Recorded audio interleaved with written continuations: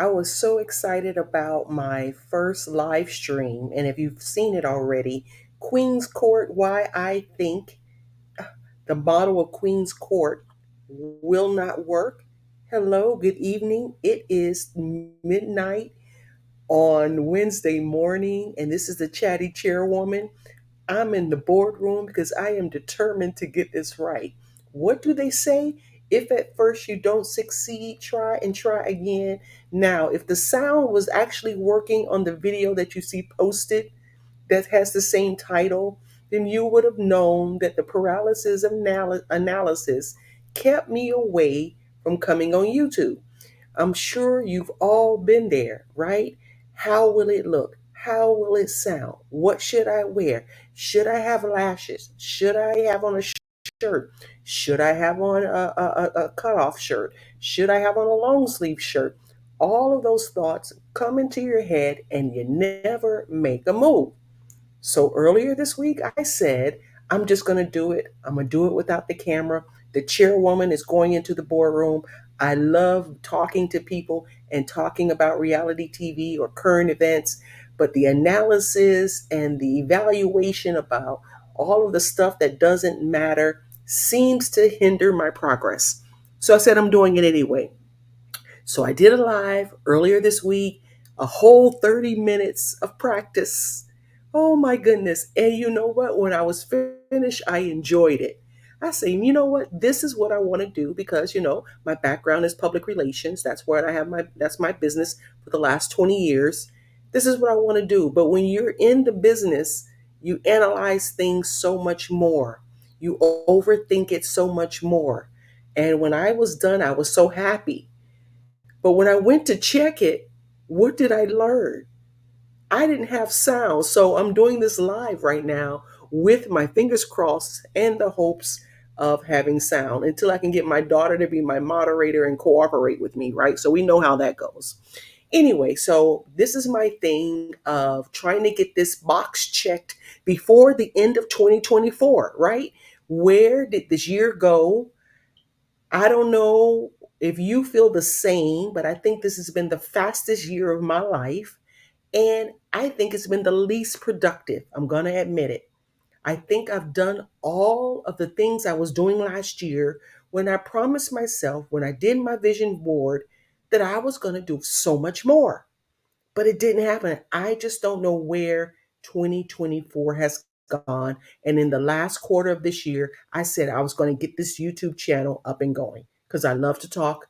I'm the chairwoman. So, welcome to the boardroom, board members. I know that was a long introduction, and I know you don't want to hear all that, but I had to share. Sometimes I might overshare. So, please excuse me. So, when I saw that Queen's Court season 2 was returning, I was excited, and when I learned that I could binge watch it on Peacock, I was even more excited. Because one of the things I learned that I didn't need this year in 2024 was what? Cable. So what did I get? Peacock, which, I might have to watch it a day later, like the Real Housewives of Potomac and all of the other shows, but it's okay with me because it's only like $6.99, the subscription.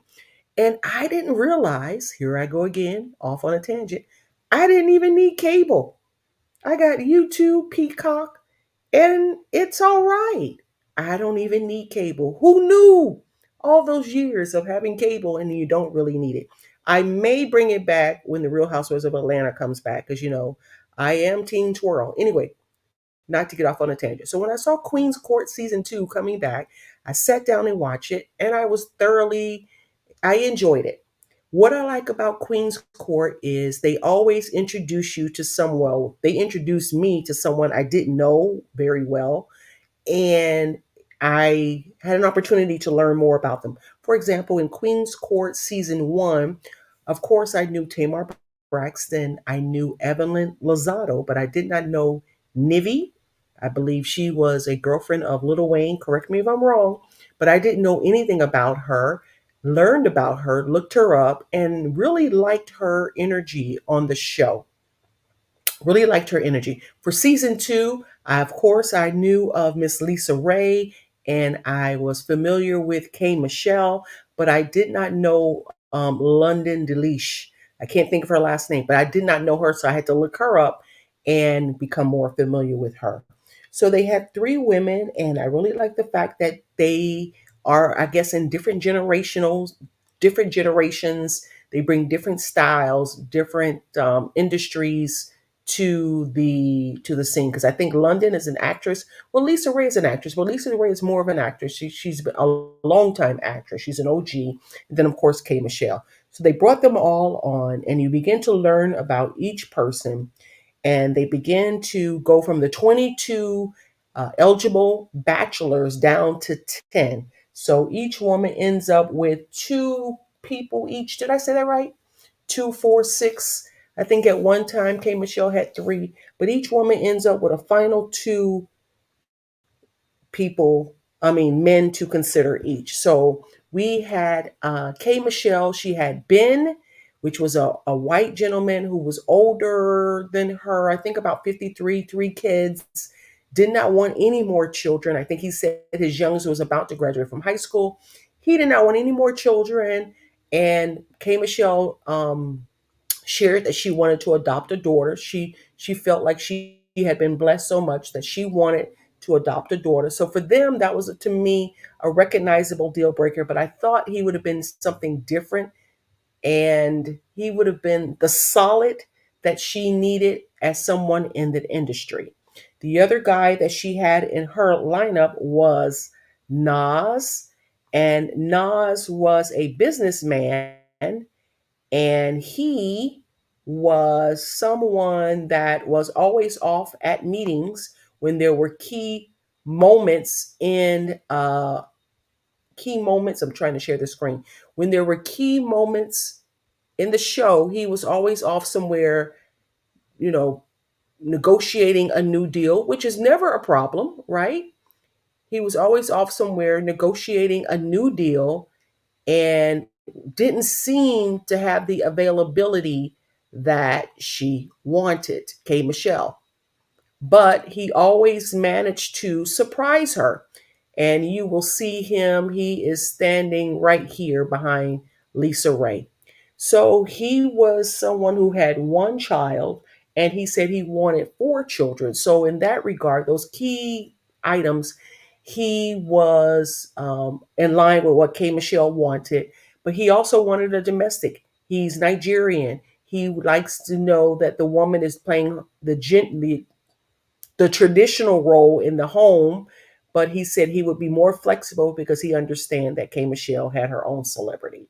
So he made these efforts to kind of demonstrate that he felt she was special. So those were the two people. So one was Ben, who's on the far end with the blue jacket, real solid guy, and he was the one that K. Michelle had very genuine conversations with.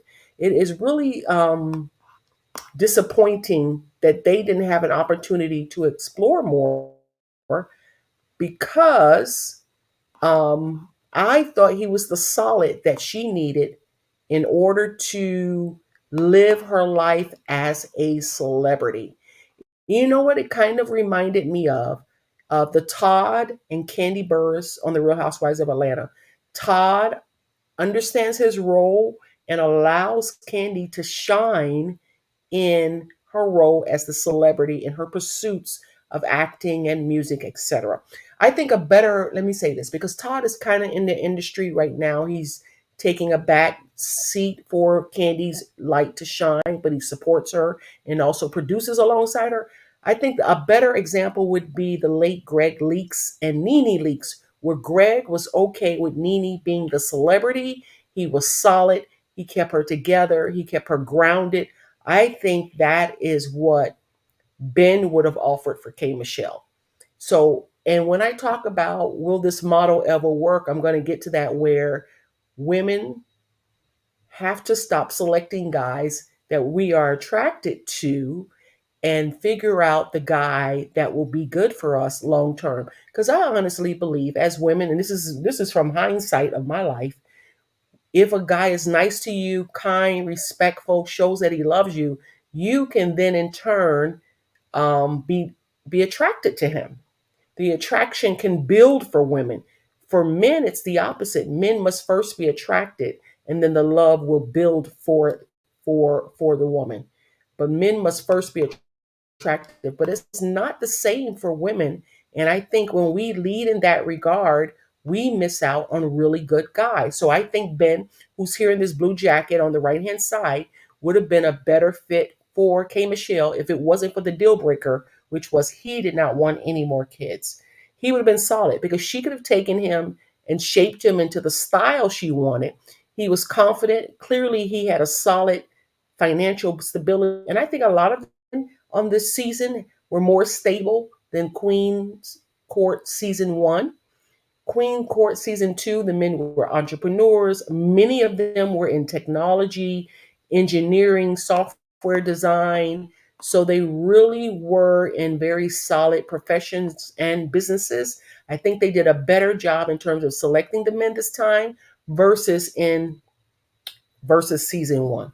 So lastly, nextly, I don't know why this screen keeps going down here. I'm trying to keep the image of the final group on the screen so you can see who I'm talking about. So you see Kay Michelle in that beautiful green coat. And of course, Lisa Ray is doing what they call the capsule wardrobe. And we know the capsule wardrobe is where you pick a certain color that you wear every day, or you limit your wardrobe to like 20 pieces and you just continuously rotate that. That is where I've been for the last couple of years.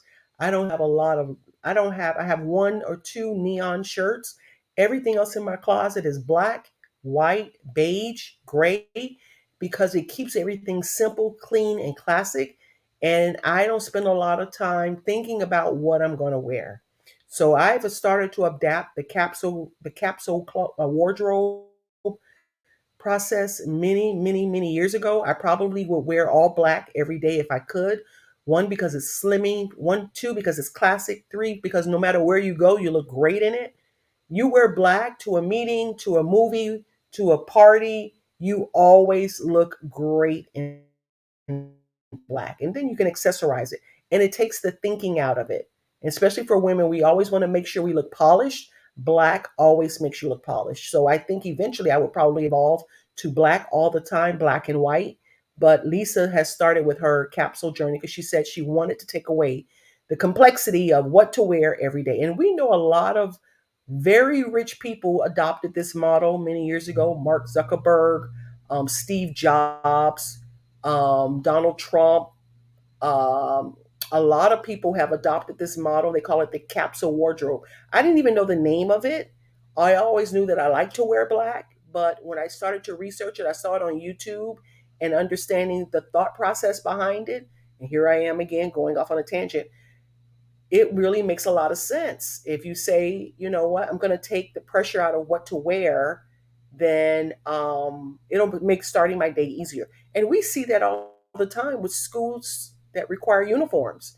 When you take out what to wear for the students, that pressure of every day, how to dress and how to look, and you put everybody in the same gear, that's one less pressure, peer pressure they have to deal with. And I think if we branded it as a capsule wardrobe, as a road to success, a road to cost savings, a road to confidence in terms of being able to wear the same style, color all the time, I think it would go a lot further. So, anyway, so Lisa is wearing her capsule wardrobe. She wore white all the time. She ended up with David, who is here behind K Michelle, right there next to the gentleman in the orange, who is Booker.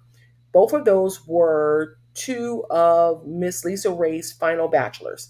Booker, in the beginning, took off. He's an entrepreneur from DC. He took off, he won her heart. They bonded very well, but she found him to be very boring.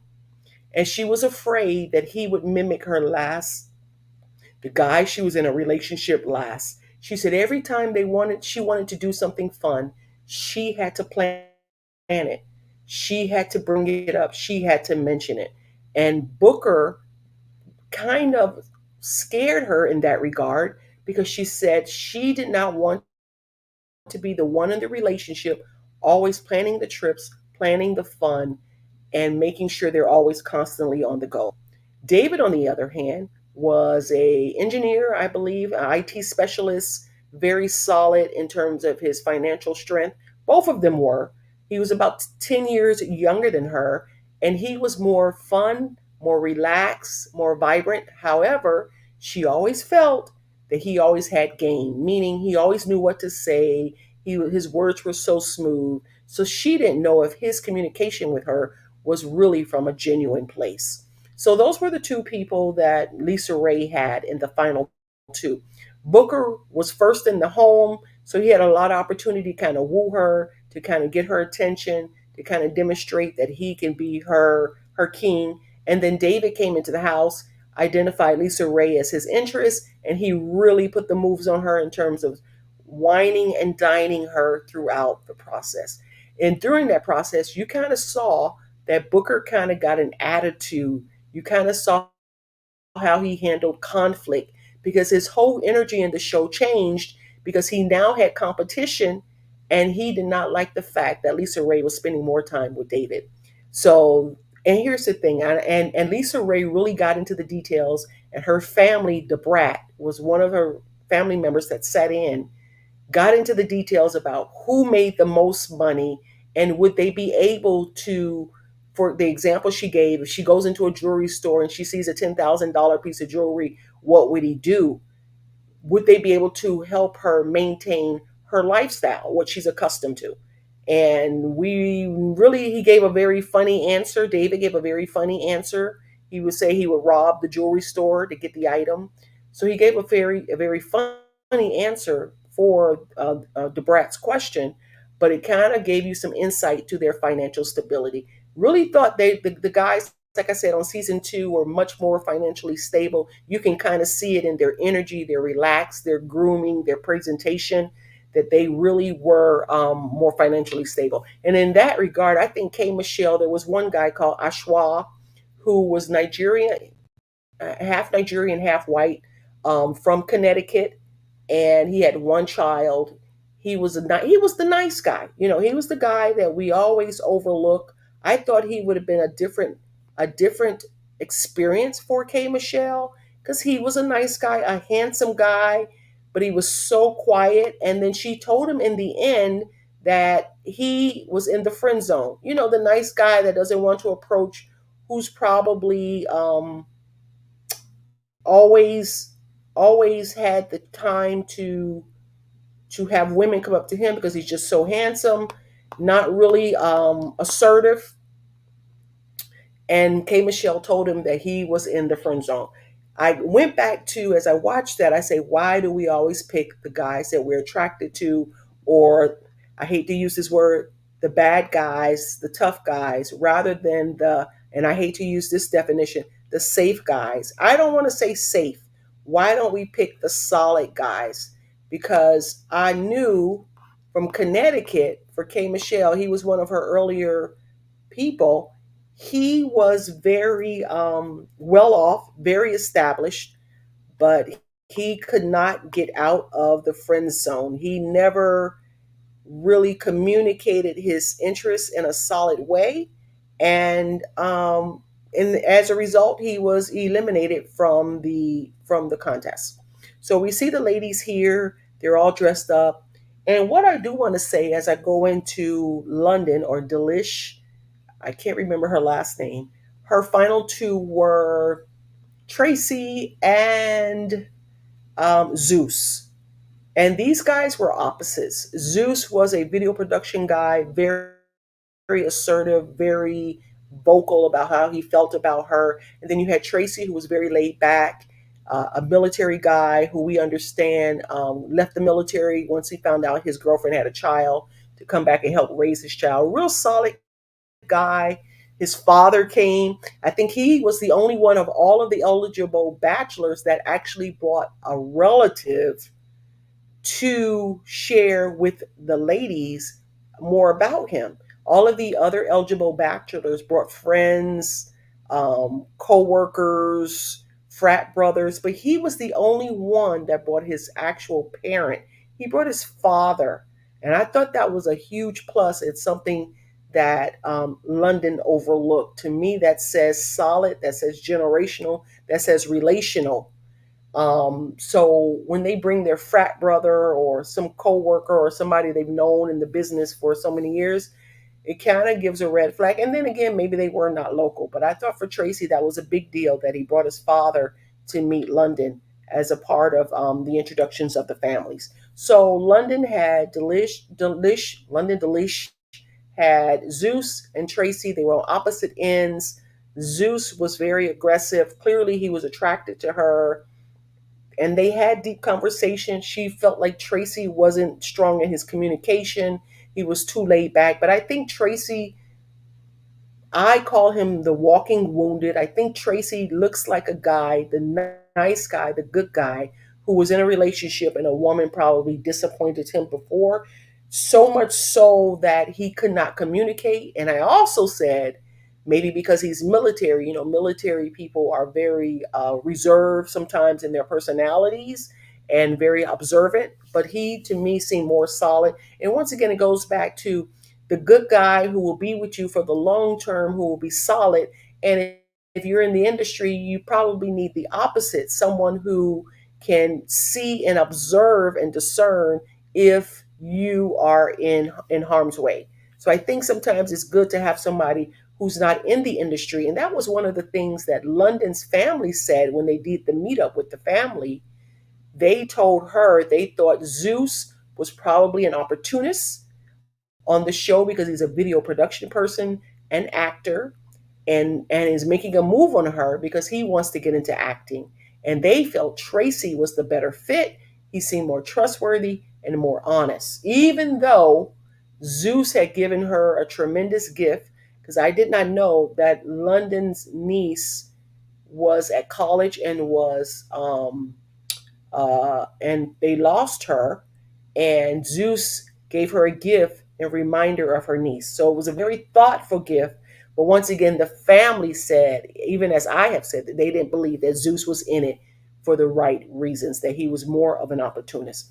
So as you see here, the ladies have on their different outfits, and they all had their different looks. But another thing I noticed in the show, Delish kind of evolved. Initially, her clothing was sheer, very risque attire. Sometimes I thought it was not appropriate, but I guess I don't know enough about her background. I did look and see that she was on some show, Flavor of Love. So, but I did notice as the show continued, her style began to evolve to more appropriate attire, more, I would say appropriate, meaning it showed more of, it allowed her personality to lead rather than her body. So I thought that was very nice to see her evolve. And I also said it probably, the influence of Lisa Ray and Kay Michelle probably had some influence in terms of how she was looking, or maybe she hired another makeup artist. But you can see in the show how London kind of evolves and matures right before our eyes in terms of her style, her look. Because by the end of the show, she had on a black turtleneck with big hoop earrings, and she really looked like she had evolved to a totally different person. Because some of her outfits I thought were so over the top, so revealing. I was uncomfortable when they were meeting with Holly Robinson and her husband Rodney Pete. They are the hosts, as you know, of the show. They have been married for over 20 years. And here is the lesson that I think that I go back to. Will this model ever work where the women are only picking men that they are attracted to? I think that is the biggest mistake. And as someone who's older now, and this is something I even tell my daughter, you can no longer go for the man you are attracted to. And I only know this because I'm older now and I'm divorced. But you have to go for the man that is solid, who's safe, who loves you more than you love him, who comes from a good place, a good family, who's well rounded, who's well traveled. I tell my daughter all the time, if he doesn't have a passport, then he's not ready to date you. You have to have somebody who's at your level. Because even when Lisa Ray was talking to David, and David is the robotic engineer, she asked him all kind of details about his home, Is it two-story? What the layout? What is the neighborhood? Is it a home? Is it a condo? She really wanted to visualize how this man lived. And I think that's appropriate because one, we know Lisa Ray used to be married to a football player, a Dolphin player. She then was first lady, so she has a certain lifestyle. And this is one of the reasons why I say this model won't work in my opinion, Queen's Court. Why? These women are millionaires. The eligible bachelors are actually millionaires. And I'm not saying that these guys are not or not on their way.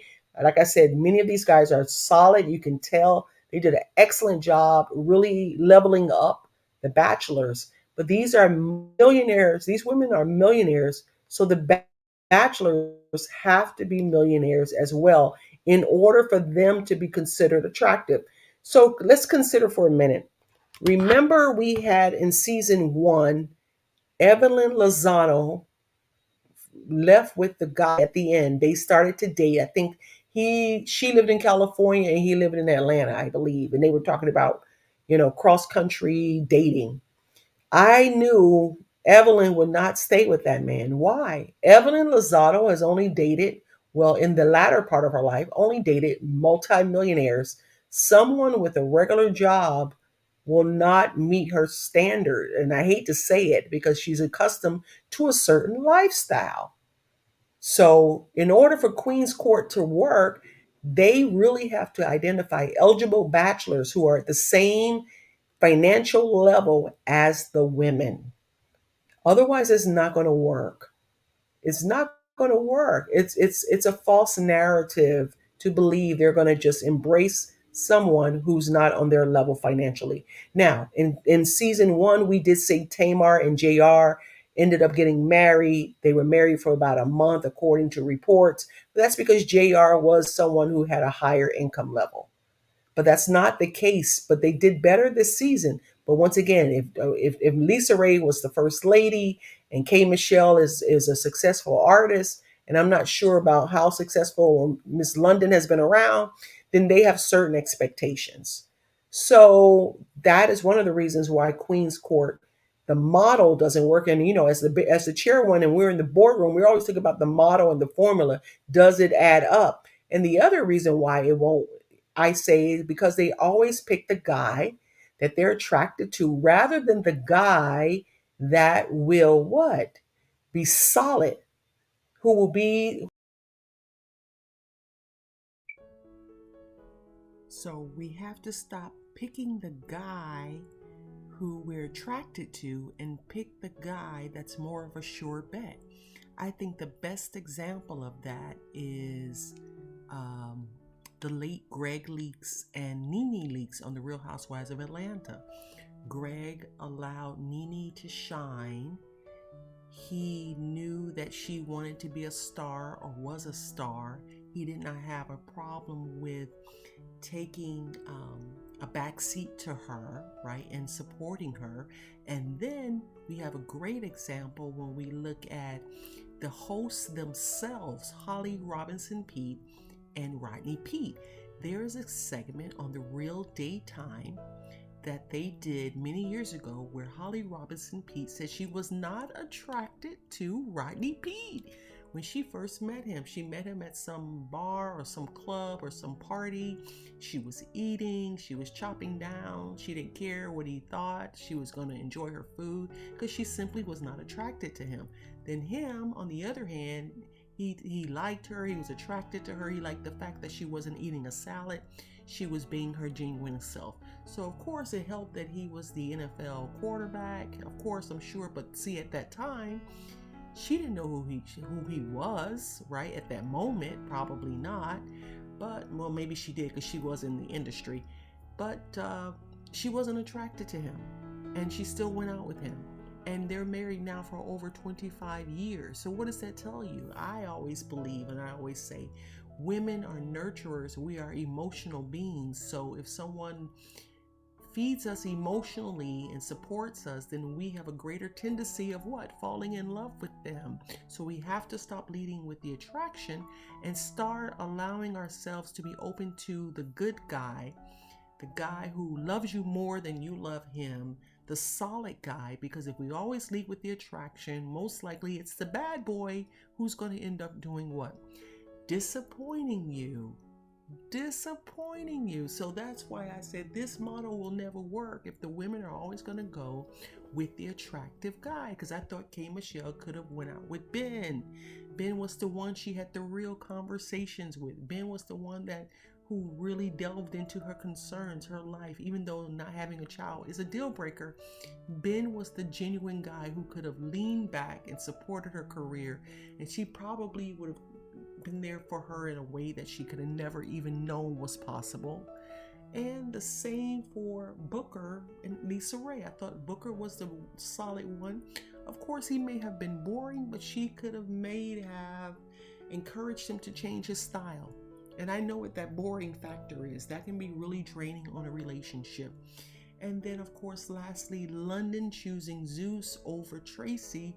Tracy, once again, would have been the late Greg Leakes, who was solid, who was there, who was reliable, who would have been there for the long haul, rather than Zeus, the bad guy, the guy with the 2 earrings, the guy who's in video production, who wants to be an actor. So then they will have competing schedules and competing interests, correct? So once again, we gotta go for the guy, the good guy. We gotta start giving the good guys a second look, or the first look, I would say. Look what happened for Holly Robinson Peete. She ended up marrying this guy 20-something years later. They are still together. Now, when we look at this photo, I don't even know if she's attracted to him this day. So, but maybe that says that arranged marriages are a good thing. Why are arranged marriages are a good thing? Let me tell you, this is someone that's older now, that I'm older, and I look hindsight, and all of the good solid guys that I say, they're boring, they're not that cute, or they're not taller than me. Maybe I would still be married if I would have given the good, solid, boring guy that I wasn't attracted to a chance, right? I would probably still be married. But that's the thing about it. We have to be open to those options. And look at Holly Robinson Peete. Years later, they're still together. She doesn't look like she's attracted to him here or even on the show. But look, her life turned out great. It's solid. They're still together. And maybe that's why her giving him a chance worked, and arranged marriages work, because arranged marriages, you start out together and you build and grow and learn each other, rather than comparing it to when you dated. You used to give me flowers. When you dated, you used to open the door. When you dated, you were so much fun. There's nothing to compare it with. You just jump right into the marriage and bam, you make it and you commit to make it work. I don't know. I guess now that I'm older, I think of things differently. I view them differently, and just wish I would have had this kind of knowledge back then. And, but in order for Queen's Court season 2, 3, 4, 5 to work, they really got to up the eligible bachelors to make sure they're at the level of the women. The women got to be open to the good guy, the safe guy. And they have to make sure that the women are emotionally available to bonding with a new person, because just like season 1, Nivi wasn't really ready for a relationship. She said she realized she had a lot more healing to do, so she didn't pick a king. And then in this episode, this season, Lisa Ray did not pick David or Booker because she was still mourning the loss of her mother. So she said to both of them she wasn't ready, because every time they shared some kind words with her, she really had emotional moments. She wasn't ready for a relationship. So I think when they're evaluating and identifying women to serve as queens, they should ask them, have you had a traumatic experience or a loss in the last 6 months to a year? Because if you're not emotionally available, you can certainly entertain building a new relationship on a public platform. That's just not possible, or something to think about. So those are just my thoughts on why I think the Queen's Court model is something they have to really examine. Maybe bring in the King's Court, let the men choose their queen. Maybe consider like The queens are actually everyday women who identify everyday, who are choosing everyday men. Maybe they choose a different town instead of Atlanta. They try a different place. I would love them to see them do someplace in the Midwest, someplace new, someplace out of the box, someplace like Utah. Let's try something new. We want to see a different set of Black queens, right, from someplace else. And maybe that'll work. I'm sure there are very successful queens all over the country. They just got to think outside the box in a model that's going to work better than celebrities meeting up with non-celebrities for the opportunity of a serious relationship. So this has been the Chatty Chairwoman. Thank you so much for stopping by the boardroom. Don't forget, be open to the good guy in the grocery store, the good guy not at work, the good guy at that meeting, the good guy at church, the good guy when you're at the mall. Be open, not always the flashy guy, the best dresser guy, the tall guy, but someone who will see you for the queen that you are. Bye-bye. Thank you so much or the king that you are. Thank you so much for stopping by.